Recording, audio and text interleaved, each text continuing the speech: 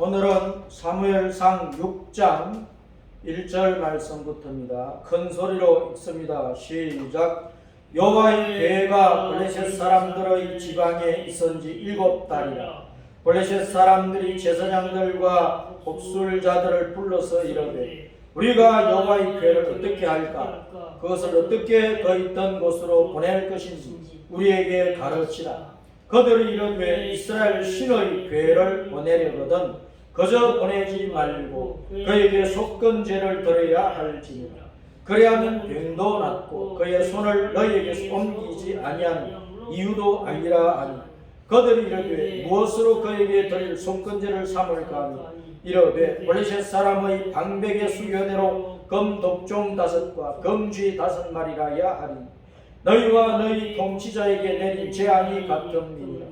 그러므로 너희는 너희의 독한 종기의 형상과 땅을 해롭게 하는 주의 형상을 만들어 이스라엘 신께 영광을 돌리라. 그가 혹 그의 손을 너희와 너희의 신들과 너희 땅에서 가볍게 하실까 하노라. 애굽인과 바로가 그들의 마음을 완악하게 한 것 같이 어찌하여 너희가 너희의 마음을 완악하게 하겠느냐. 그가 그들 중에서 재앙을 내린 후에 그들이 백성을 가게 하므로 백성이 떠나지 아니하였느냐. 그러므로 새 수레를 하나 만들고 멍에를 메어보지 아니한 젖나는 소 2마리를 끌어다가 소의 수레를 메우고 그 송아지들은 떼어 집으로 돌려보내고 여호와의 괴를 가져다가 수레에 싣고 속건제로 드릴 금으로 만든 물건들은 상자에 담아 괴 곁에 두고 그것을 보내어 가게 하고 보고 있다가 만일 괴가 그 본 지역 길로 올라가서 벳세메스로 가면 이 큰 재앙은 그가 우리에게 내린 것이요 그렇지 아니하면 우리를 친 것이 그의 손이 아니요 우연히 당한 것인 줄 알리라 하니라. 그 사람들이 그같이 하여 전나는 소 2를 끌어다가 수레를 메우고 송아지들은 집에 가두고 여호와의 괴와 및 금쥐와 그들의 독종의 형상을 담은 상자를 수레 위에 실으니 암소가 벳세메스 길로 바로 행하여 대로로 가며 갈 때 울고 좌우로 치우치지 아니하였고 블레셋 방백들은 벳세메스 경계선까지 따라가니라.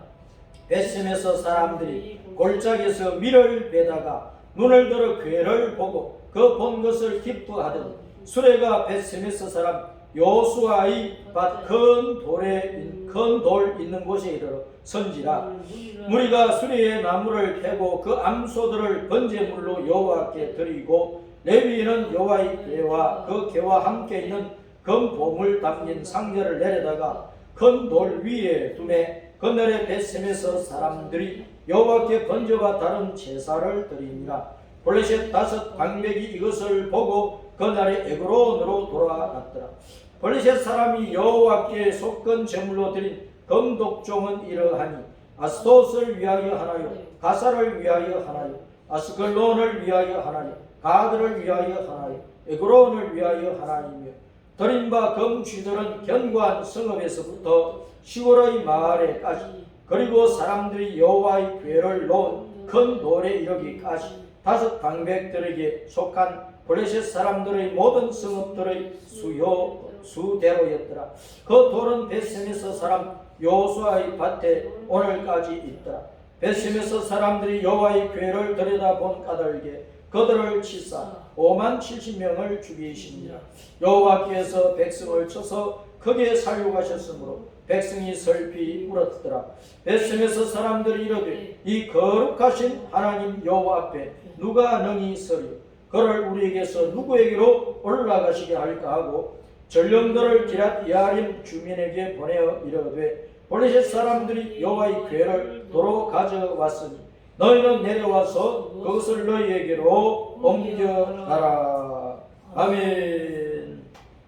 자, 오늘은 8월 셋째 주일이고 오늘은 특별히 우리나라의 광복 76주년을 맞이하는 날입니다. 이제 삼복더위도 거의 다 지나갔지요. 선선한 바람들이 불고 가을에 접어들기 시작하는데 이제 우리의 생활도 우리의 신앙도 시원해지고 밝아지고 좋아졌으면 좋겠고, 더욱이 우리의 신앙이 하나님 마음을 시원하게 해드리는 좋은 신앙으로 계속 성숙해서 가을에 알곡이 거두어지는 것처럼 하나님께서 거두실 좋은 알곡들이 비었으면 좋겠습니다. 이제 코로나19 같은 전염병들도 빨리 사라지면 좋겠지요.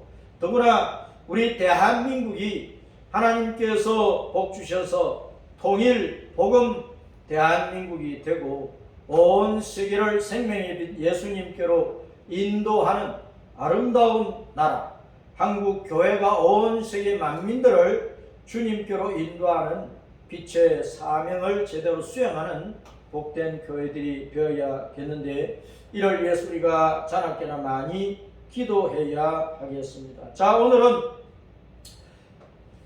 무슨 말씀이냐 하면 사무엘상 6장 10절부터 18절을 중심으로 하는데, 우리가 다 읽었습니다만은 제목이 여호수아 밭의 건돌입니다. 따랐습니다. 여호수아 밭의 건돌. 여호수아 밭의 건돌. 자, 이 의미가 무엇일까 하는 겁니다. 사사시대의 마지막 때에 일어난 사건입니다. 사사시대는 한 400년 정도 되었는데, 그 마지막 때 이스라엘 백성이 너무나 하나님을 떠나고 주변에 우상을 숭배하면서 타락을 해버렸는지, 그때 엘리 제사장은 늙고 아둔해졌고 그 아들 제사장들은 성막 제사를 더럽혔어요.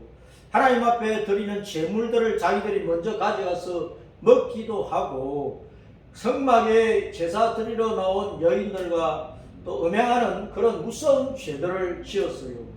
그런 죄로 말미암아 하나님께서 진노하시고 엘리 제사장 가문을 치시고 이스라엘 나라와 백성들을 치시게 되는 것입니다.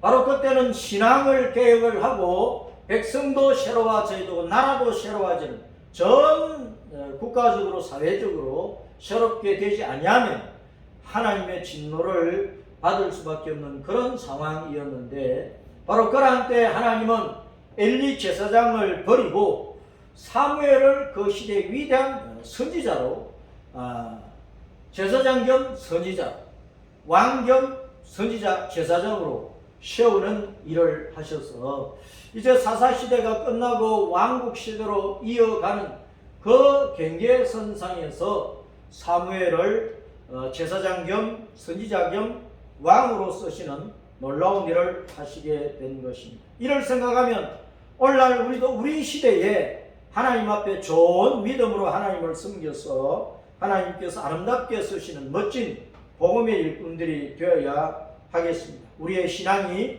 어느 정도까지 이르렀는지 잘 살펴봐야 되겠죠. 아멘. 자, 블레셋의 침략을 보게 되는데, 이스라엘 백성들이 이렇게 타락하니까 하나님께서 주변에 있는 블레셋 족속이 이스라엘을 침략하게 해서 그것이 이스라엘에게 재앙이 되게 하신 것입니다. 오늘날도 하나님은 우리가 하나님 앞에 잘못하고 깨닫지 못하고 회개하지 못하고 바로 서지 못하면 우리 주변에 있는 것들을 가지고 우리를 채찍으로 삼아 때려서 깜짝 놀라게 하시고 깨닫게 하시고 회개해서 믿음의 본자리로 돌아서게 하시고 하나님을 바로 섬기는 하나님의 백성들이 되도록 하시는 것, 그것이 우리를 징계하시는 것인데, 부모가 자식을 사랑하면 사랑할수록 자식이 더 훌륭한 자식이 되기를 원하면 원할수록 때를 따라서 자식이 잘못하면 채찍질을 하고 징계를 하는 것입니다. 그래서 하나님께서 우리를 징계하시는 것을 우리는 하나님 앞에 원망이나 불평이나 고깝게 생각하지 말고 오히려 나를 사랑해서 바른 믿음의 자리로 세워서 쓰시려고 하신다는, 나를 통해서 하나님께 영광 받으시기를 원하신다는 것을 생각하고 우리는 징계받을 때 감사하면서 내 자신을 살펴서 하나님께서 원하시는 믿음의 자리에 서야 돼요.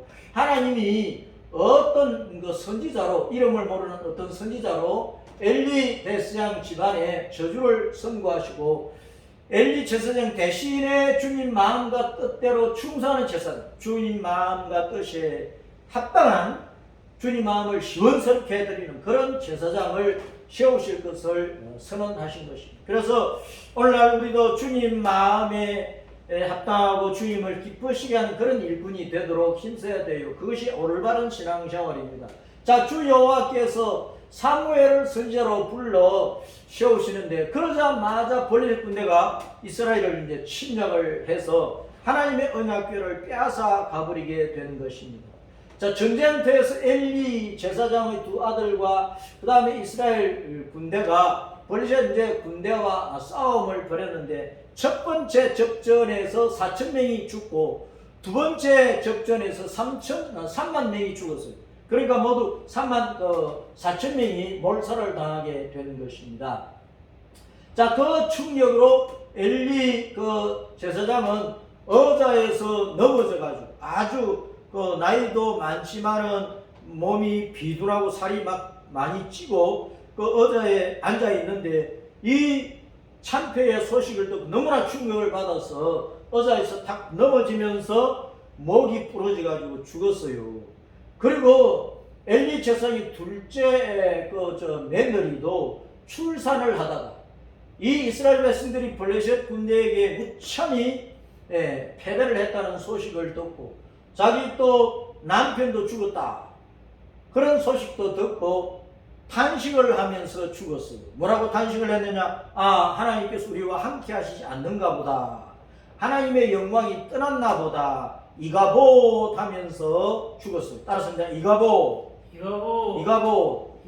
이 말은 영광이 떠났다 그 말이에요. 하나님의 영광이 우리를 떠나가 버리면 안 돼. 영광이 하나님께서 임마누엘 우리와 함께 하셔야 된다 그 말입니다. 따라서 임마누엘. 자, 영광이 하나님 우리와 함께 하시려면 우리가 예수님을 잘 믿고 하나님 말씀에 순종하며 하나님 뜻대로 일하는 데 헌신하고 충성을 다해야 되는 것입니다. 자, 언약궤를 에벤에셀에서 빼앗기게 되는데, 이스라엘 군대는 에벤에셀에 진을 치고 블레셋 군대는 그 맞은편 아벡에 진을 쳤어요. 자, 진을 치고 서로 이제 두 번 접전을 하는 가운데 이스라엘이 무참히 패배를 했는데, 첫 번째 4,000명이 죽고 나니까 이스라엘 군대가 너무 놀라가지고 저 실로에 있던 하나님의 성막에서 하나님의 언약궤를 이 전쟁터 에벤에셀에다 갖다 놓으면, 이스라엘 군대에 그 이스라엘 진의 가운데에 갖다 놓으면 하나님이 우리와 함께 하시겠지, 그런 마음을 가지고 에벤에셀에 있던 여호와의 언약궤를 갖다 놨던 거예요. 그렇게 해놓고 두 번째 블레셋 군대하고 접전을 했는데 3만 명이 죽어버린 거예요.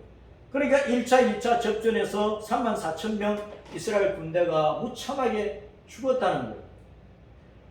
그러자 블레셋 군대가 에벤에셀에서 이스라엘 군대로부터 여호와의 언약궤를 빼앗아가 버린 거예요. 그 당시에는 신들의 전쟁이었어요. 이스라엘 백성은 여호와 하나님을 섬기니까 여호와 하나님의 이름으로 전쟁터에 나간 거고, 다른 주변 나라 사람들은 자기들이 믿는 신의 이름을 가지고 그 신을 나타내는 깃발을 가지고 전쟁을 하러 나갔단 말이에요. 그래서 전쟁을 해가지고 서로 치고받고 싸우는 가운데 이긴 쪽이 진 쪽에 모든 것을 탈취해가지고 탈취물을, 노획물을 가져가잖아요. 그때 가장 우선적으로 가져가는 것이 그 진 군대에 그 군대가 섬기는 신상들, 그 군대의 신을 가져가 버리는 거예요. 그것은 완전히 우리가 이겼다. 저 족속들이 섬기는 신을 우리가 섬기는 신이 이겼다. 그런 것을 온 백성들에게 알리고 자기 군대의 마음을 높이고 그 기상을 높이고 막 세력을 높이고 그렇게 하기 위해서 신상을 빼앗아가는데, 바로 그런 그 문화적인 간섭 속에서 블레셋 사람들이 하나님의 언약궤를 이스라엘 군대에게서 에벤에셀에서 빼앗아가지고 가버린 거예요. 가가지고 블레셋 그 나라에 여러 도시가 있는데 아스도옷이라는 도시에 가져가서 그 도시 안에 그들이 섬기는 다곤 신을 섬기는 신전이 있었어요. 그 신전 안에다가 하나님의 언약궤를 딱 갖다 놓은 거예요. 그러자 하나님께서 블레셋 사람들, 그 아스도시에 있는 사람들에게 독종 재앙을 내리고, 그리고 뭐 쥐새끼들이 갑자기 늘어나서 땅을 파먹고 곡식을 파먹게 하니까 그 사람들이 깜짝 놀라가지고 여호와의 언약궤를 가도로 옮겼다가 가도에도 재앙이 내리니까 또 에그로로 옮겼다가 에그로로 또 재앙이 내리니까 아이고 블레셋 땅에 두었다는 이 블레셋 우리가 다 죽겠다. 그래서 다시 언약궤가 있던 이스라엘 땅으로 보내자 해서 보낸 것이 베세메스로 보내버린 거예요. 다곤은 물고기 모양의 그 우상인데, 물고기는 떼로 막 다니잖아요. 그래서 수많은 물고기 떼가 다니는 것처럼 이 땅에서 곡식이 많이 나고 뭐 자식들이 많이 나고 사업을 해도 돈벌이가 잘 되고 그런 풍요함과 창대함을 구하는 그런 마음으로 물고기 모양의 우상을 만들어 놓은 거예요. 그래서 여호와 하나님 외의 모든 우상들, 지금 이 땅에 있는 모든 그 종교들, 그들이 섬기는 신들은 다 살펴보면 풍요한 것, 창대한 것, 차고 넘치는 것, 수확이 많은 것, 그런 것들을 구하는 거예요. 그런데 아스도 다곤 신전에 여호와의 언약궤를 갖다 놨을 때에 첫째 날 밤에 하나님께서 다곤의 우상을 쳐버렸어요. 물고기 모양 우상이 딱 우상 그 대 위에 딱 서 있었는데, 앉혀져 있었는데 하나님께서 그 우상이 넘어져서 여호와의 언약궤 앞에 딱 엎드려 있는 그런 모습이 되게 했어요. 엎드려서 절을 하는 그런 모습을 만들어버려요. 그러니까 아이고 나 죽어서 하고 엎드리게 된 거예요. 그 다음날 또 보니까 블레셋 사람들이 깜짝 놀라서 바로 세워 놓았는데, 그 다음날 또 아침에 보니까 이제는 다곤 그 우상, 물고기 모양의 그 우상이 목도 부러져 버리고 막 팔도 부러져 버리고 그 목이나 팔은 막 문지방이 걸쳐져 있고 몸통만 하나님 언약궤 앞에 딱 그 엎드러져 있는 그런 모습을 보이고 있는 것입니다.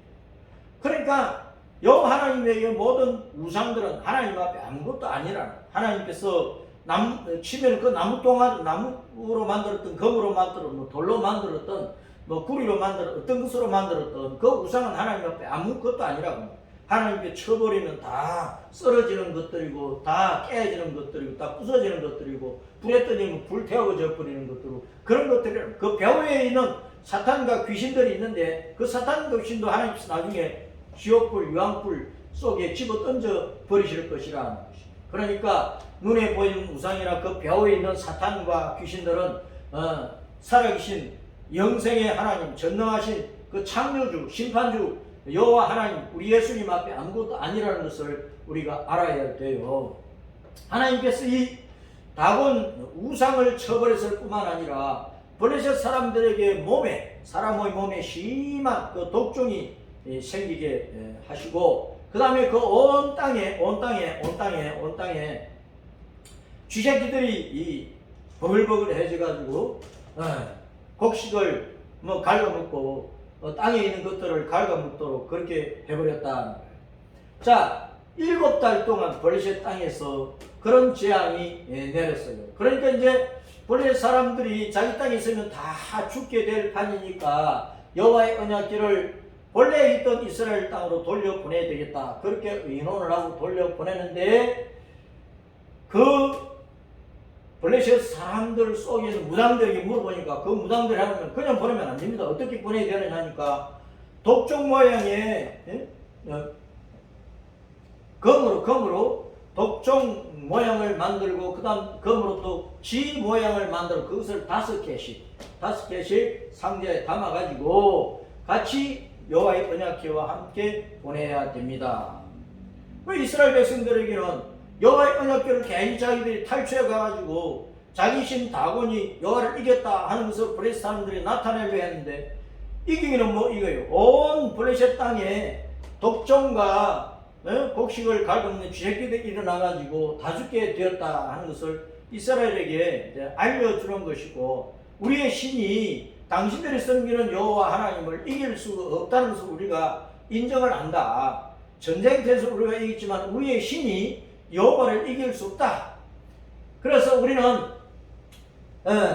검독정 5개, 금지 5개를 보내면서 우리가 하나님의 여호와 하나님의 재앙을 받아 죽게 되었기 때문에 이 언약궤를 다시 돌려보내니 잘 받으시오 하는 그런 표시로 돌려보내게 되는 것입니다.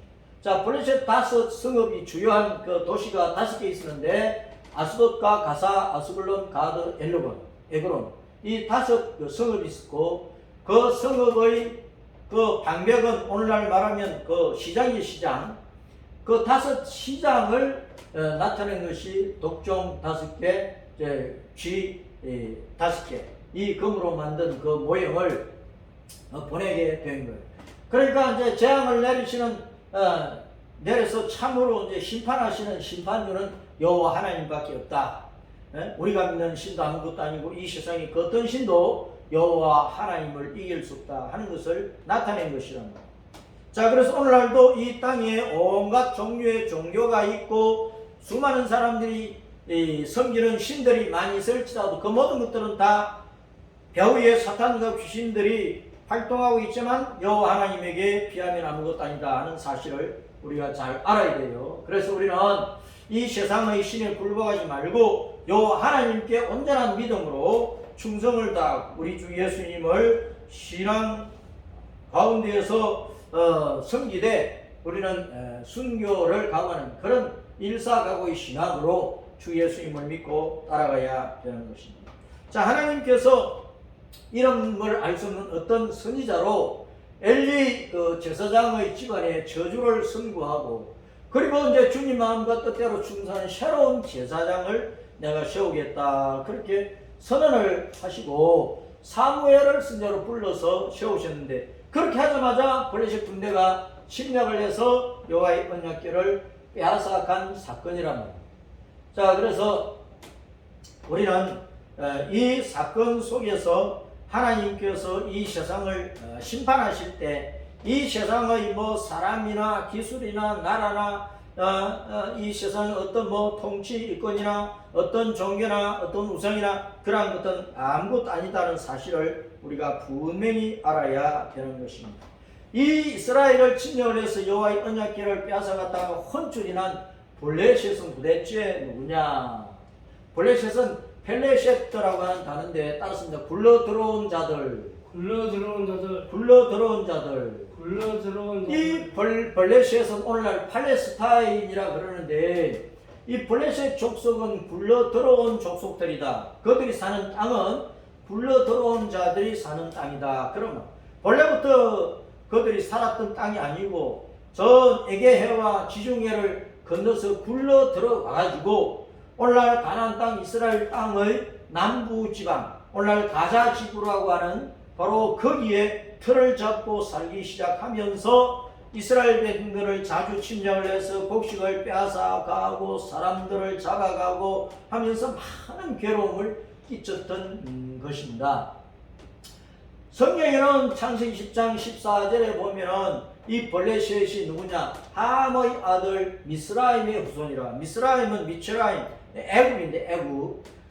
그래서 이제 미츠라임의 후손으로서 이제 오늘날 애굽과 블레셋은 같은 혈통이라 같은 족속이라는 것을 나타내고 있습니다. 애굽도 이스라엘을 괴롭혔고 블레셋도 이스라엘을 괴롭힌 족속들이랍니다.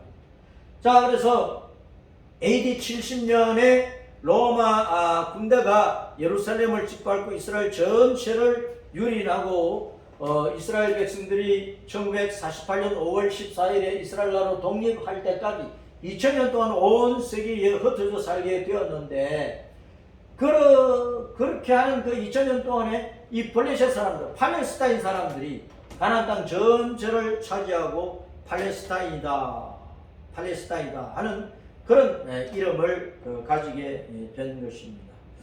자, 그래서 오늘날 이 팔레스타인이 점령하고 있는 이스라엘 땅은 원래 그들의 땅이 아니라는 거예요. 지금 이제 팔레스타인은 밑에 이제 부분이 가자지구고 요단강을 기초로 해서 갈릴리 호수와 사이에 바다가 있는 이 요단강을 기초로 해서 왼쪽으로 이제 노랗게 칠해진 부분, 저 부분이 이 팔레스타인 사람들이 점령하고 있는 땅인데, 그래서 이스라엘 전체를 보면 거의 절반을 차지하고 있어요. 그러나 팔레스타인이 차지하고 있는 이 땅은 본래 그들의 땅이 아니고 바다를 건너서 굴러 들어와 가지고 살고 있는 거예요. 그래서 굴러 들어온 돌이 박힌 돌을 뽑아 버리려고 하는 것처럼 이 블레셋 사람들이 이스라엘 백성들을 막 지구 땅에서 막 없애버리려고 하고 있지. 그 주변에 아랍인들과 요르단이나 또 그 위에 그 시리아나 레바논이나 밑에 그 이란이나 이런 나라들이 이스라엘을 세상에서 없애버리려고 그렇게 악한 마음을 품고 이스라엘을 계속 괴롭히고 있지만, 그러나 하나님은 이스라엘을 하나님의 눈동자처럼 지키고 보호하고 계신다는 사실을 알고, 또 우리가 이 세상에서 어떤 환난을 당해도 하나님은 우리도 하나님의 눈동자처럼 우리를 지켜 보호하신다는 그런 믿음을 가지고 이 세상의 여러 가지 환난과 어려움 가운데서도 우리는 주 예수 하나님을 온전히 믿고 따르는 참된 신실한 성도가 되어야 되는 것입니다. 자, 언약궤를 끌고 가는 그 암소들이 벳세메스로 올라갔어요. 벳세메스. 암소 2마리가 언약궤를 실은 그 수레를 끌고 가는데, 벳세메스 이스라엘 지역에 그 벳세메스라고 하는 성읍으로 올라가서 거기에 요수아라고 하는 사람이 가진 밭이 있는데 그 밭가운데 큰 돌이 있었던가 봐요. 그 요수아의 밭 큰 돌 앞에 암소 2마리가 멈춰 딱 서는 거예요. 누가 거기 서라고 말한 것도 아닌데 멈춰섰다. 하나님께서 멈춰서게 한 것이겠죠. 자, 그때에 벳세메스 사람들은 밀을 베고 있었다. 밀을 베고 있다가 하나님의 언약궤가 술에 실려가지고 도롱스를 보고 너무나 기뻐서 그 암소들을 번제물로 삼아서 하나님 앞에 번제로 드릴 때 술에 나무를 가지고 번제물을 태워서 하나님 앞에 번제를 드리고 이제 다른 제사 화목제도 드리고 그렇게 제사를 드리게 되는 것이고, 그 다음에 금독종과 금주가 담긴 상자를 큰 돌 위에 두었어요. 그래서 하나님께서 이스라엘 백성을 괴롭히는 블레셋을 하나님께서 재앙을 내리시며 심판하시고, 그들이 섬기던 다곤 우상은 여호와 하나님 앞에 아무것도 아니라는 사실을 딱 증거하게 한 것입니다.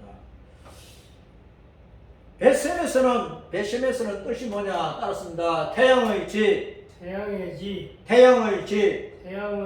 태양신을 숭배하는 신전이라는 그런 뜻인데, 원래 가나안 원주민의 성읍인데 요수아를 중심으로 해서 이제 가나안 땅을 정복할 때 단 지파에게 할당되었다가 다시 레위 지파에게 돌아갔어요. 자, 언약궤가 돌아오자 블레셋에서 이제 언약궤가 돌아오자 벳셈에서 사람들이 그 법궤 뚜껑을 열고 이제 들여다봤다. 자, 그것 때문에 하나님께서 또 진노하신 거야. 여호와의 법궤를 함부로 들여다보면 안 되거든요. 그럼 불경죄를 짓는 거예요. 그래서 하나님께서 70명을 죽였어요. 가로에 오만이라는 단어가 있는데 잘못 표기된 것으로 생각이 됩니다. 그 당시에 한 촌락의 사람들, 한 도시의 사람들이 5만 명이 넘기는 힘들잖아요. 오늘날도 어떤 소도시에 5만 명 이상 시민이 산다는 것은 그것도 이제 오늘날도 어려운 일인데, 자, 5만 명은 상당히 많은 숫자라는 거예요. 그래서 가로에 5만이라고 기록되어 있지만은 70명이 맞을 것으로 생각이 되고, 그래서 벳셈에서로 돌아온 그 법궤가 다시 이제 기랏 이아림으로 갔다가, 법궤를 들여다본 거로 이제 70명이 죽으니까 벳셈의 사람들이 하나님의 언약궤를 기랏 이아림으로 보내버린 거예요. 수포의 성읍으로. 그래서 이제 유다의 아하스 왕 때 블레셋이 이 성읍을 다시 점령을 하긴 했지만, 기랏 이아림으로 하나님의 언약궤 옮겨서 거기서 20년 동안 있다가 나중에 이제 다윗이 왕이 되면서 그 언약궤를 하나님의 성막에다가 옮겨서 안치하게 된 것입니다. 자, 이 벳세메스라고 하는 성읍 이름이 이제 애굽에도 있어요. 애굽에 오벨리스크 태양 신상이 있는 지역에 벳세메스라는 성읍이 따로 있어요. 그래서 이제 벳세메스는 태양신을 숭배하는 그 신전이 있던 성읍인데, 자, 하나님의 언약궤가 태양신을 섬기는 신전이 있는 태양의 집이라고 하는 벳세메스로 갔다고 하는 것은 참 태양이 누구냐 하는 것을 우리에게 알려주기 위한 거랍니다. 그 태양신을 숭배하라 그런 뜻이 아니고, 사람들이 어리석어서 하늘에 있는 해를 섬기고 달 섬기고 별들을 섬기고 하늘에 있는 새들이나 땅에 있는 네발짐승이나 바다에 있는 물고기나 땅에 사는 남자나 여자나 이런 사람의 형상으로 여러 가지 우상을 만들어 섬기는데, 그것이 다 어리석은 일이고 잘못되었다는 것을 알려주는 거예요. 벳세메스로 하나님의 언약궤가 갔다는 것은 참 태양, 진짜 해가 누구냐 하는 것을 알려주는 거예요. 자, 벳세메스 태양의 집이라는 뜻인데, 블레셋 사람들이 여호와의 언약궤를 수레에 실어 보냈는데 그 수레를 끌던 암소들이 왜 이스라엘 땅 하필이면 그 벳세메스에 멈춰 섰을까? 태양의 집이라고 하는 그 성읍으로 올라갔을까? 진짜 태양은 온갖 우상 잡신들이 아니고 여호와 하나님이 태양이시다 하는 것을 알려준다. 시편 84편 11절 말씀, 여호와 하나님이 해요 방패시라 그래서 따랐습니다. 여호와 하나님은 해요 방패시라. 영원한 생명의 빛이, 영원한 생명의 태양이 누구냐? 여호와 하나님이시다. 그 믿음의 조상들 때부터 여호와 하나님을 섬긴 자연석으로 쌓은 돌 제단이나 그 후에 이제 성막이나 그 다음에 건물 성전인 그 성전이나 그 다음에 이제 이스라엘 백성들이 흩어져 살면서 이스라엘 백성들이 모여서 하나님 앞에 예배를 드린 그 회당이나 오늘날 예수님을 믿는 성도들이 여호와 하나님을 섬기는 성도들이 모여서 예배를 드리는 집인 그 교회당 예배당이나 이 모든 것들이 진짜 태양신 여호와 하나님을 섬기는 집이랍니다. 벳세메스랍니다. 그래서 오늘날 우리는 예배당으로 모여서 교회로 모여가지고 영원한 의의 태양이신 여호와 하나님을 예배하고 우리 주 예수님을 믿고 예배하고 섬기고 기다려서 다시 오실 주님을 소망하고 있는 거예요. 그 주님 다시 오시면 우리는 진짜 태양의 나라, 영원한 빛의 나라, 하늘과 새 땅 영원한 천국에 돌아갈 것입니다. 그러므로 영원한 태양이신 여호와 하나님을 바로 알고 예배하고 섬기려고 하면 이 땅에 있는 모든 우상을 버려야 된다 그 말입니다. 따라서 모든 우상을 버리자. 모든 우상을 버리자. 자, 주님의 언약궤가 이스라엘 벳세메스에 언제 돌아왔느냐? 벳세메스 사람들이 골짜기에서 밀을 베던 때 밀을 때. 자, 보리와 밀을 베는 때는 우리나라로 말하면 이제 늦여름, 늦봄, 초여름인데 이때는 이스라엘로서는 맥추절기예요. 맥추절. 보리와 밀을 베는 때가 맥추절기라는 거예요. 맥추절은 모세가 시내산에서 십계명을 비롯한 율법을 받은 날이고 그 날이 바로 예수님이 부활하고 성천에서 성령님을 믿는 자들에게 보내오신 오순절이에요. 오순절. 예수님이 부활하신 지 50일째 되는 날에 성령님을 보내주셨어요. 그것이 77절, 맥추절, 오순절, 성령 강림절이랍니다. 그 맥추절, 77절, 오순절, 성령 강림절에 하나님의 언약궤를 되찾았다. 그러니까 성령님은 언약궤 곧 영생 언약이신 예수님을 증거하신다는 것을 우리에게 알려주고 있어요. 주님께서 부활 성천하셔가지고 오순절에 110여 명을 믿는 성도들에게 성령님을 부어주셨어. 그 성령을 받은 성도들은 불의 혀와 같이 성령님께서 그들에게 임하셨고 큰 태풍처럼 바람같이 그들에게 임했어. 바람은 온 세계 산이고 뭐 강이고 바다 갈 것 없이 모든 장벽을 뛰어넘어서 불어간단 말이야.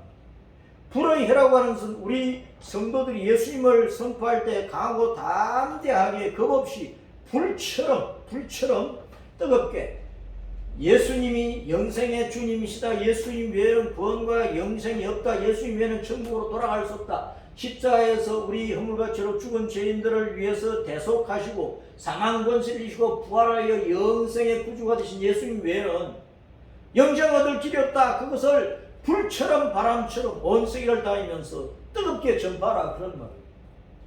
그 복음의 요지는 요한복음 3장 16절. 하나님이 세상을 이처럼 사랑하사 독생자 예수님을 주셨기 때문에 그를 믿으면 멸망치 않고 영생을 얻는다. 믿지 않으면 하나님의 심판 아래에 있다. 나중에 심판받아 지옥에 들어간다는 거예요. 그래서 예수님이 참 생명의 구세주다. 그걸 전파하라는 거예요. 언제까지? 예수님 오실 때까지. 어디까지? 땅끝까지. 그래서 알곡을 거둬야 돼요. 밀과 보리에 알곡을 거두는 것처럼 알곡을 거둬야 되기 때문에 언약궤를 되찾은 그날이 바로 맥추절 때라고. 맥추절 때. 자, 그래서 언약궤는 예수님, 복음, 말씀, 하나님의 약속의 말씀이기 때문에 우리는 예수님을 영생의 복음, 약속을, 언약의 약속을, 영생, 천국의 약속을 우리 가슴 속에 품어야 돼. 우리 가슴 속에. 내 밖에 있으면 안 되고 내 가슴 속에 품고 예수님을 모시고 예수님을 섬기고 예수님을 온 땅에 증거하는 일에 헌신하다 우리는 천국으로 돌아가야 돼. 그것이 우리 예수님을 믿는 성도들이고 우리는 그러므로 이 땅에서 사는 동안에는 믿음의 나그네로서 온 땅에 복음을 전하는 예수님의 증인으로 충성하다가 알곡되어서 천국으로 돌아가는 거예요. 그런 신앙생활을 우리가 잘 해야 되고 그러면서 우리는 주님이 곧 오실 것이라는 그런 신앙 속에서 주님을 기다리는 신앙 속에서 살아야 되고 주님 오시면 주님과 함께 알곡되어 천국으로 올라가야 돼요. 주님께서 알곡을 거두기 위해서 오실 때가 가까운데 우리는 주님 맞이할 준비가 됐는지 잘 살펴봐야 되겠습니다. 자, 여호수아의 밭에 큰 돌이 있었고 그 여호수아의 밭에 언약궤를 끌고 온 그 소들이 멈춰 섰는데 여호수아는 호시아라는 이름으로 바뀌었고 이 여호수아 호시아는 여호와와 야샤의 두 단어가 합쳐진다. 여호와는 여호와고 주 왕이라는 뜻이고 야샤는 구원한다는 뜻이고 그래서 이제 야샤가 예수 지저스가 된 것이라. 예수님은 구원자 구원하시는 분, 구세주. 그 여호와는 주님, 왕이라는 뜻으로서 우리 하나님의 본명이고 예수는 직명이고 예수는 본명이랍니다. 왕, 주니까 직명이 되는 거죠. 예수는 구세주라는 뜻을 가진 이름이랍니다. 본명이랍니다. 여호와 예수, 구원의 주님. 그래서 배심에서 살한 여호수아의 밭에 하나님의 그 언약궤를 술에 실어가지고 끌고 온 그 소 두 마리가 암소 두 마리가 섰다고 말해요. 그 여호수아의 밭은 영적으로 말하면 의의 태양이신 예수님의 밭이고 예수님의 밭. 말라기 4장 2절에 따랐습니다. 의의 태양. 누가 의의 태양이에요? 예수님. 여호와 예수. 예수님. 자, 여호와 예수님은 온 우주 만물을 창조하신 창조자고 그 모든 것을 주관하시고 섭리하시고 통치하시는 왕이다. 왕. 그리고 최종적으로는 만물을 심판하시는 심판의 주님이라고. 그래서 온 우주가 창조주 여호와 예수님의 밭이에요. 밭. 우주 만물이 예수님의 밭의 작물이라 할 수 있는데 그 가운데서 예수님은 알곡을 거두시는 거예요. 보리면 보리, 밀이면 밀, 포도면 포도, 알곡을 거두. 쭉정이는 뭐예요? 예수님을 믿지 않는 사람. 예수님의 영원한 생명이 없는 사람이 쭉정이에요. 알곡은 뭐냐? 예수님을 구주로 믿어서 그 마음속에 영생의 복을 가지고 있는 사람을 알곡이라 하는 거예요. 그래서 이사야 5장, 요한복음 15장에는 예수님께서 포도농사를 지으신다고 말씀을 하고 있는 것입니다. 자, 그 예수님은 온 우주 만물을 창조하신 분이요 통치하시는 왕이시고 최종적으로 심판하십니다. 그래서 자기의 왕국, 천년왕국, 영원한 천국 샤넬과 새 땅을 이루신데 그 나라에 들어가 살 백성이 있어야 되죠. 그 백성을 이 땅에서 예수님 믿어 구원받은 알곡 성도로 만들어 가신다는 거예요. 그러니까 오늘날 우리가 예수님을 잘 믿어서 천국에 돌아갈 알곡 성도로 내가 세워져 가고 있는지 나의 신앙을 잘 살펴야 되는 거예요. 자, 골로새 1장 13절부터 읽어봅니다. 시작. 그가 우리를 흑암의 권세에서 건져내사 그의 사랑의 아들의 나라로 옮기셨으니 그 아들 안에서 우리가 속량 곧 죄사함을 얻었도다. 그는 보이지 않는 하나님의 형상이시오. 큰 소리로 모든 피조물보다 먼저 나신 이시니 만물이 그 입에서 창조되되 하늘과 땅에서 보이는 것들 보이지 않는 것들 혹은 왕권들이나 주권들이나 통치자들이나 권세들이나 만물이 다 그로 말미암아 그를 위하여 창조되었고 또한 그가 만물보다 먼저 계시고 만물이 그 안에 함께 섰느니라. 여호와 예수님은 참 하나님, 참 신으로서 영원하신 하나님, 온 우주 만물을 창조하시고 통치하시는 만왕의 왕 만주의 주님이시고 최종적으로는 심판하시는 심판의 주님이시다. 예수라는 이름의 뜻을 우리가 잘 알아도 예수, 구세주, 자기 백성을 저희 죄에서 구원하는 자.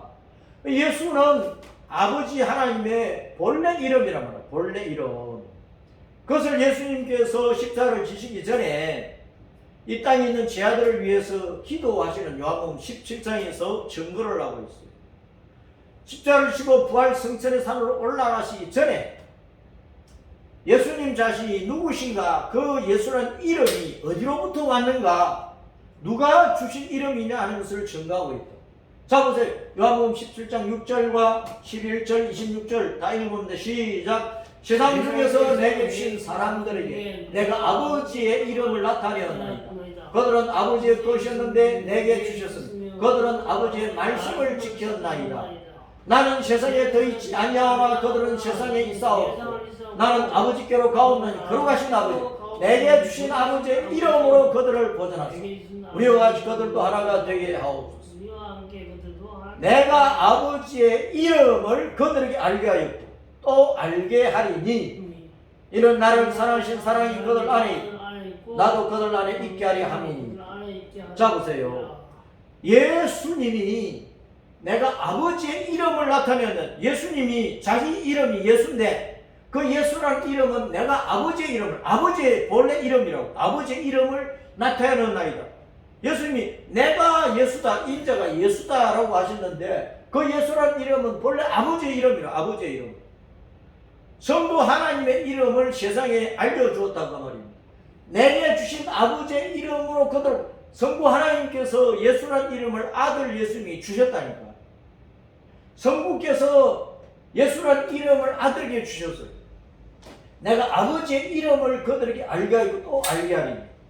세상 끝날 때까지 예수라는 이름은 본래 하나님의 이름이었다 그 말이에요. 요 하나님의 영원한 이름이 예수예요. 예수. 그 여호와는 왕, 주라고 하는, 오늘날 말하면 대통령이라고 하는 직명이고, 그 대통령 누구누구 하듯이 여호와 하나님, 여호와 신의 본 이름이 예수라는 예수. 여호와 예수, 대통령 누구누구, 목사 누구누구, 집사 누구누구 하듯이 여호와 예수라는, 우리가 믿는 하나님, 우리가 믿는 신의 이름이 그렇다 그 말입니다. 그래서 아버지의 이름이 예수인데 그 직명은 여호와잖아요. 여호와, 주, 왕이라는 뜻이잖아요. 그 여호와라는 이름은 신약성에 한 번도 안 나오는 거예요. 왜? 전부 다 주님이라고 번역을 했기 때문에. 여호와를 주님이라고 왕으로 번역을 했기 때문에. 그래서 여호와 하나님의 주 하나님의 본 이름이 예수래요. 예수. 마태복음 1장 21절 따라합니다. 아들을 낳으리니 아들을 낳으니 이름을 예수로 하라. 이름을 예수로 하라. 아들을 낳으리니 아들을 낳으니 이름을 예수로 하라. 이름을 예수로 하라. 이 예수라는 이름은 본래 누구의 이름이라고? 성부 하나님의 이름이라고. 성부 하나님 여호와의 이름이라고. 그 여호와 하나님 우리 예수님께서 이사야 5장에 포도 농사를 짓고 계신다. 이스라엘 나라 이스라엘 백성을 포도원 포도 넝쿨이라고 말씀을 합니다. 이스라엘 나라를 포도밭이라고 말하고 그 포도밭에 있는 포도나무에서 주렁주렁 열매를 맺히는 것을 이스라엘 백성이라고 그랬는데 이스라엘 백성은 여호와를 잘 믿는 포도알이 되어야 돼. 그리고 여호와를 온 세계에 알려가지고 온 세계의 많은 나라 많은 백성들 가운데서 여호와 하나님을 알고 우상을 다 버리고 이스라엘 백성이 믿는 여호와 하나님을 믿어서 천국 가는 백성으로 만들어줘야 돼. 그게 이스라엘 백성들 유대인들이 할 일이란 말이에요. 좋은 포도 열매를 맺는 일이라 그 말입니다. 요한복음 15장에서 예수님께서 나는 포도나무요 너희는 가지고 내 아버지가 농부다. 그 여호와 하나님이 예수님이 포도농사를 짓고 계시는 거예요. 우리가 예수님을 믿어서 우리가 가지니까 가지마다 열매가 맺히잖아요. 포도 열매가. 우리가 열매를 맺는다 그 말은 우리가 믿는 예수님을 온 세상에 알려가지고 우리와 같이 황인종이든 뭐 백인종이든 뭐 흑인종이든 오대양 육대류 남기서 북까지 동에서까지 온 세계 230여 나라에 사는 수많은 사람들이 우리와 같이 예수님을 구주로 믿어서 우리와 같이 하나님의 자녀 우리와 같이 영생을 얻고 우리와 같이 천국에 돌아가는 하나님의 백성이 되도록 만들어요. 그것이 예수님의 증인 노릇하는 것이고 전도하는 일이고 세계 선교하는 일이라고 그 말입니다.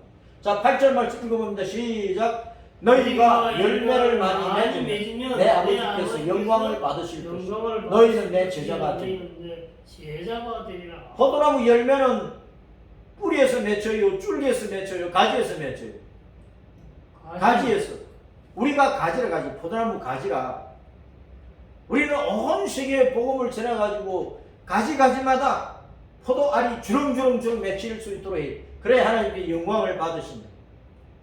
우리가 전도하고 세계 선교를 해서 많은 사람들이 예수님 믿어 영생 얻을 수 있도록 해야 된단 말이에요. 그것이 하나님께서 기뻐하시는 일이에요. 자, 그래서 예수님은 포도농사를 짓고 보리면 보리농사를 짓고 밀이면 밀농사를 짓고 알고 거두기 위해서 농사를 짓는데 어디에서? 예수님이 짓는 농사 짓는 밭은 어디입니까? 마태복음 13장, 마가복음 4장, 누가복음 8장 이 말씀에서 예수님의 밭은 온 세상이고 온 세상에 살고 있는 사람들의 마음밭이 예수님이 복음을 뿌려서 영생의 결실을 거둬야 되는 밭이라고 말입니다. 마태복음 13장 23절 말씀 시작. 좋은 땅에 뿌려졌다는 것은 말씀을 듣고 깨닫는 자니 결실하여 어떤 것은 100배, 어떤 것은 60배, 어떤 것은 30배가 되는 30배가 되는 좋은 땅은 뭐냐? 말씀을 듣고 깨닫는 사람이라 사람. 사람의 마음밭이 좋은 땅이에요. 마가복음 4장 20절 시작. 좋은 땅에 뿌려졌다는 것은 곧 말씀을 듣고 받아 30배나 60배나 100배의 결실을 하는 자니라 사람이라 사람 자자. 누가복음 8장 15절 시작. 좋은 땅에 있다는 것은 착하고 좋은 마음으로 말씀을 듣고 지켜 인내로 결실하는 자니라 자 사람이라 사람. 우리 사람이 내 속에 있는 딱딱한 마음 버리고 돌짝 같은 마음도 버리고 가시떨기 같은 마음도 버리고 세상 것 때문에 염려하고 걱정하고 불안해서 죽자서 일만 해야 먹고 산다고 하나님도 없이 예수님 믿자 그러니까 내일 믿죠 나 오늘 돈 벌어야 돼 어제 먹고 살기 위해서 새벽부터 밤늦게 뛰어다니면서 발구등 치고 있는데 그렇게 살아가는 것이 가시떨기가 그 마음속에 가득하고 온갖 돌들이 가득하고 딱딱해 져버린 길바닥 같은 그런 마음들이에요. 먹고 살기 힘들어도 그거 다 깨어버리고 제일 먼저 붙들어야 될 것이 돈이 아니고 예수님이야. 제일 먼저 붙들어야 될 직장이 아니고 예수님이야. 제일 먼저 붙들어야 될 사업장이 아니고 예수님이야. 제일 먼저 붙들어야 될 것이 기업장, 대통령, 국회의원 배치가 아니고 예수님이야. 제일 먼저 붙들이던 것이 빌딩이 아니고 빌라가 아니고 예수님이야. 예수님을 믿고 천국의 소망을 두고 공부도 하고 직장생활도 하고 사업도 하고 높은 자리에도 앉고 나라도 다스리고 그렇게 해야 되는 것이란 말이야. 가장 중요한 것을 놓치고 있으면 안 되는 거예요. 내 마음의 문을 활짝 열어서 모든 염려와 근심과 걱정과 의심과 불안과 교만과 우쭐거리는 거, 나는 뭐 이것저것 없어도 내가 뭐 하나님 노릇하는 뭐 이런 거 다 버리고 예수님을 마음속에 모셔야 돼. 천국의 소망을 두고 겸손히 십자가 믿음의 길을 걸으면서 이 세상을 위해서 자기 능력껏 헌신하고 봉사할 수 있어야 된다 그 말이에요.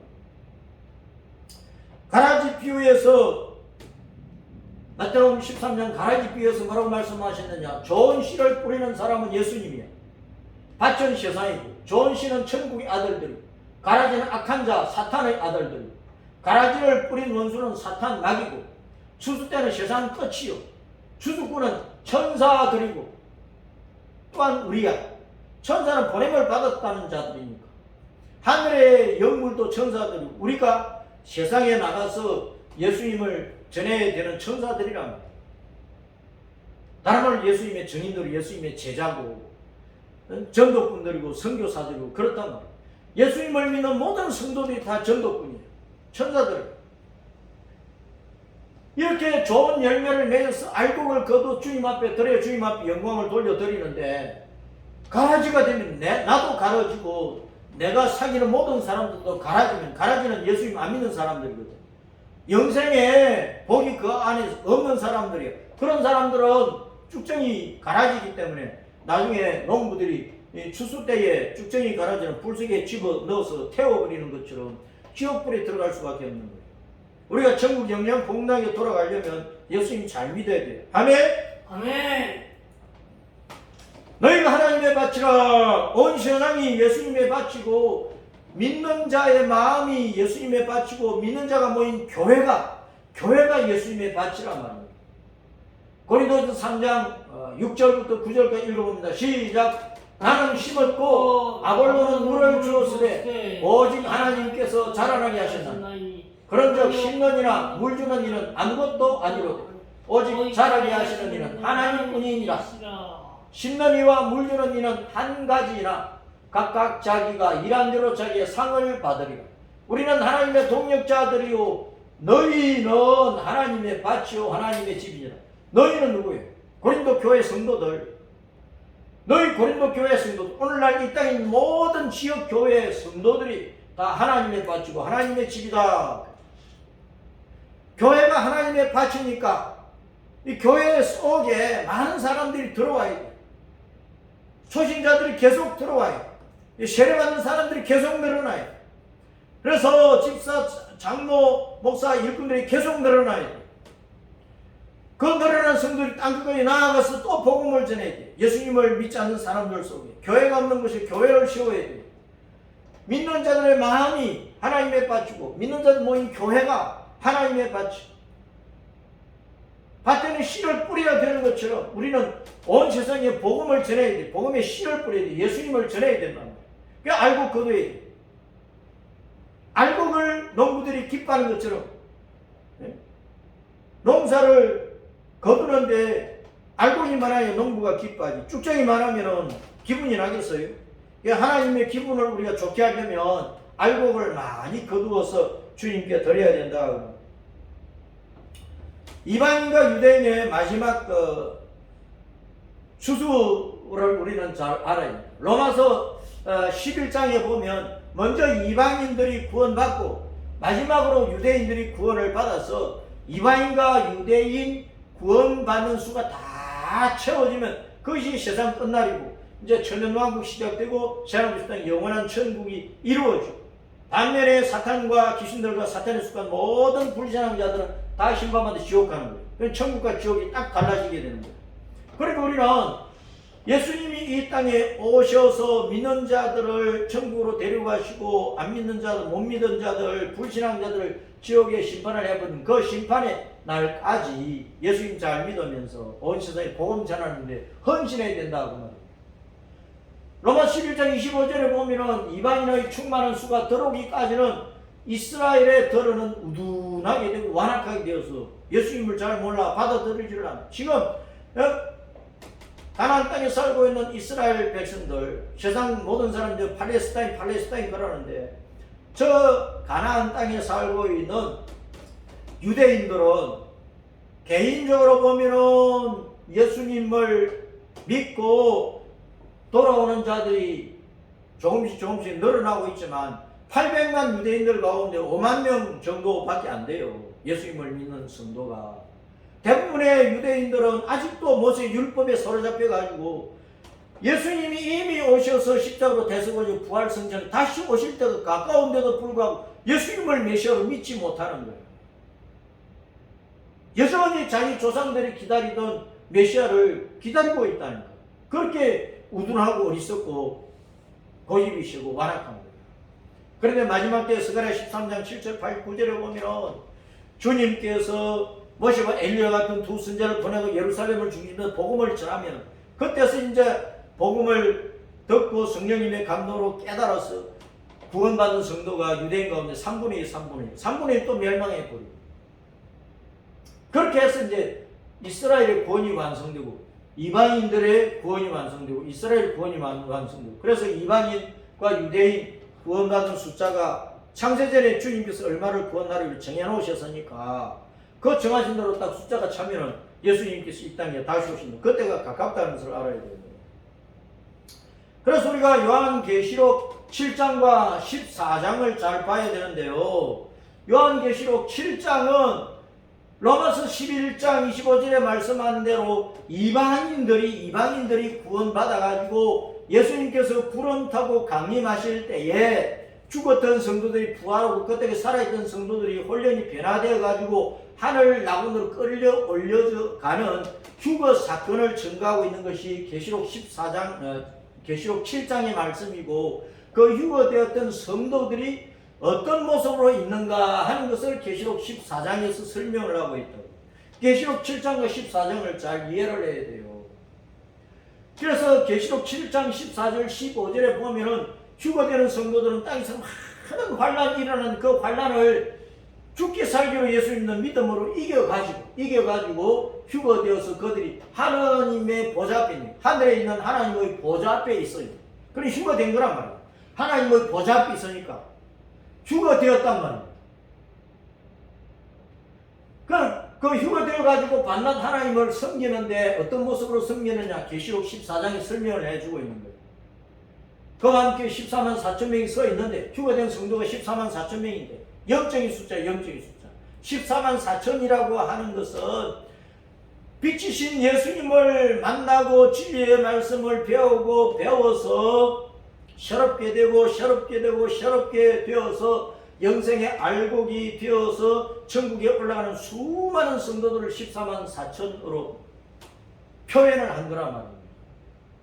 숫자적인 14만 4천이 아니고 12집과 가운데 각 집과별 1만 2천이라고 쓴 빛이신 예수님을 만나서 세상과 구별되어 가지고 죽기 살기로 예수님 믿어 천국의 소망을 두고 십자가 믿음의 길을 변함없이 달려가는 성도가 수없이 많은데 그 수많은 성도들을 1만 2천 곱하기 12집안이게 14만 4천이 되어버린 거예요.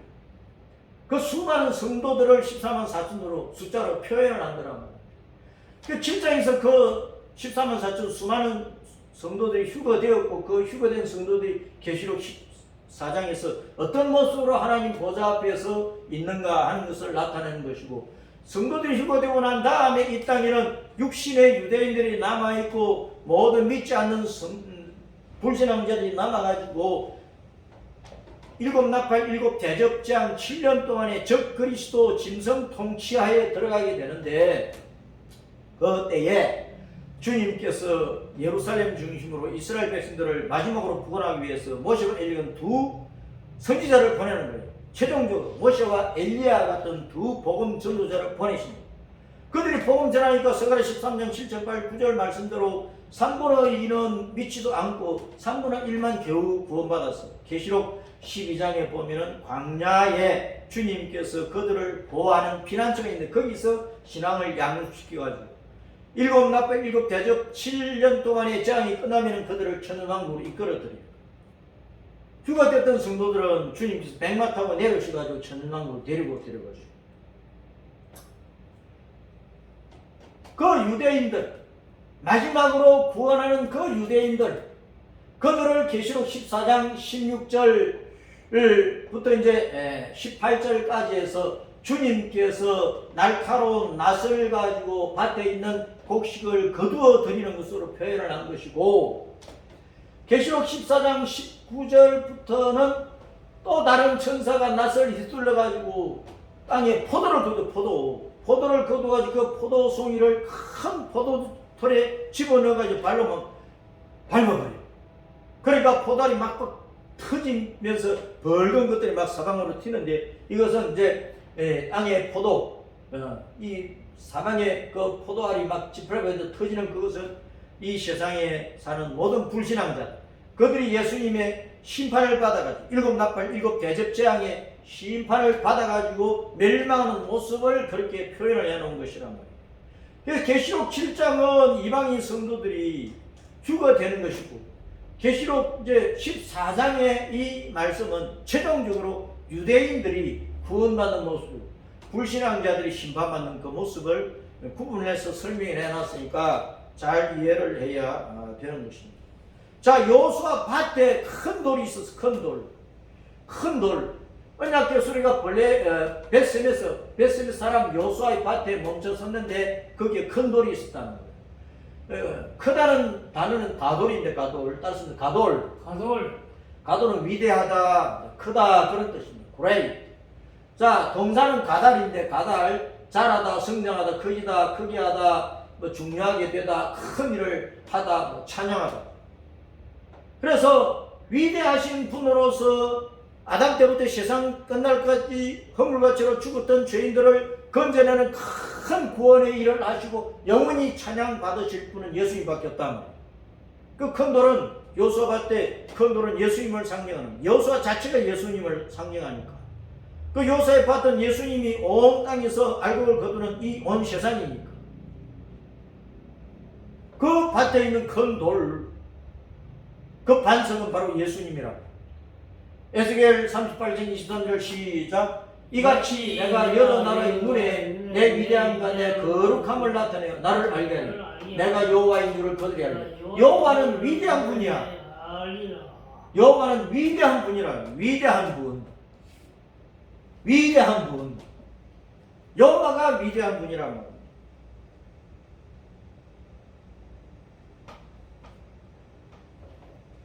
그래서 만세 반석이신 우리 주 여호와 예수님 밖에는 위대한 큰 돌이 없어요. 큰 구원의 일, 허물과 죄로 죽었던 죄인들을 아담 때부터 세상 끝날 때까지 구원하는 그 큰 구원의 일을 하여 영원히 찬양 받으실 분은 우리 예수님밖에 없어요. 여호와 예수님밖에 없다고. 네? 허물과 죄들로 죽은 죄인들을 살려서 영생복락 천국을 안겨주시는, 영원히 찬양 받으실 큰 반석은 예수님 외에 누가 있느냐 그 말입니다. 시편 18편 31절 시작. 여호와 외에 누가 하나님이며 우리 하나님 외에 누가 반석이냐. 여호와 하나님 외에는 반석이 없어. 시편 144편 1절 2절 시작. 나의 반석이신 여호와를 찬송하리로다. 그가 내 손을 가르쳐 싸우게 하시며 손가락을 가르쳐 전쟁하게 하시며, 여호와는 나의 사랑이시오, 나의 요새이시오, 나의 산성이시오, 나를 건지시는 이시오, 나의 방패이시오. 내가 그에게 피하였고 그가 내 백성을 내게 복종하게 하셨나이다. 그래서 인생들을 구원을 해서 영생복락 천국을 안겨주시고 영원히 찬송받으실 위대한 큰 돌, 위대한 반석은 예수님 외에, 여호와 하나님 예수님 외에는 없다고 말합니다. 그래서 18절 말씀에 그 큰 돌은 오늘날까지 벳세메스 사람 여호수아의 밭에 놓여 있는 거예요. 그 큰 돌 예수님이 오늘날까지 내 마음 중심에 계셔야 돼요. 오늘 환난이 있다고 예수님 배신하고 떠나면 안 되죠. 오늘날까지 언제나 예수님이 내 마음 가운데 계시고 예수님이 이 땅의 모든 교회 속에 계시고 예수님이 복음을 전하는 모든 곳에 예수님이 큰 돌로서 계시는 거예요. 그 큰 돌을 대적하면 자기가 박살나는 것이. 그 큰 돌을 붙들어야 자기가 영생을 얻는 거예요. 의용태영으로서 구원자이신 여호와의 밭 온 세상에 그 큰 돌이 오늘날까지 서 있는 거야. 예수님이 온 세상에 전파되고 있어. 그럴 때 세상 사람들이 예수님을 붙들어야 돼. 큰 돌이신 예수님 앞에 나와야 된단 말이에요. 오늘날 모든 교회들이 온 세상에 큰 돌이신 예수님을 세워놔. 곳곳마다 복음을 전도하면서 예수님 믿으라고 예수님 믿으라고 예수님을 소개하고 있어. 그런데 사람들이 예수님 앞에 안 나오는 거야. 에? 암소 2마리는 그 큰 돌 앞에 섰는데 이 세상 사람들, 인간들은 큰 돌이신 예수님 앞에 멈춰 서지를 않는 거야. 죄악의 길을 가고 지옥의 길을 가고 악한 길을 가고 온갖 길을 가면서 그 사람들이 예수님 앞에 나와서 멈춰 서서 회개하고 예수님 구주로 믿어야 되는데 교만한 인간들이, 어리석은 인생들이, 제잘못에 사는 인생들이 예수님 앞에 발을 멈추지 않는 거야. 계속해서 예수님 손가락질하며 사태질하며 예수님 욕만 하고 있는 오늘날 사람들. 그러니 큰 돌에 자기 머리를 부딪히는 것 같단 말이에요. 박살나는 거예요. 죽는 거예요. 신바받아 지옥 갈 수밖에 없는 거예요. 그 큰 돌은 오늘날까지 이 세상에 서 있어요. 주 예수님이 세상 끝날까지 온 세상에 구원의 주님으로 증거되고 있단 말입니다. 그 예수님 앞에 멈춰 서야지. 멸망의 길을 가다, 지옥 길을 가다, 죄악의 길을 가다, 교만한 길을 가다, 어리석은 길을 가다 멈춰서 예수님, 아이고 예수님이 내 구원의 주님이시네요.